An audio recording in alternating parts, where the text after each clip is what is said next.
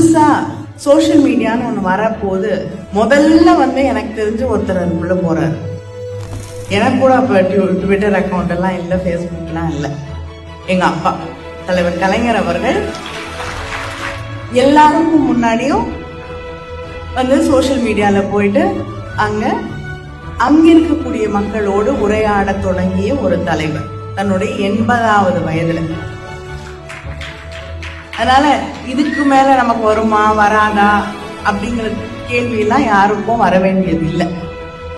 எந்த வயசா இருந்தாலும் யாரா இருந்தாலும் என்ன படிச்சிருந்தீங்கன்னாலும் இன்னைக்கு சோசியல் மீடியாவை ஹேண்டில் பண்றது ரொம்ப சாதாரணமான விஷயம். ஏன்னா கிராமத்துல இருக்கக்கூடிய பாட்டி அமெரிக்கால இருக்கக்கூடிய பேரனோட பேசணும்னா ஐபேட் வச்சுட்டு பேசுறாங்க. வேணுங்கும் போது தன்னை தயார்படுத்திக் கொள்கிறார்கள், புரிந்து கொள்கிறார்கள், கற்றுக்கொள்கிறார்கள்.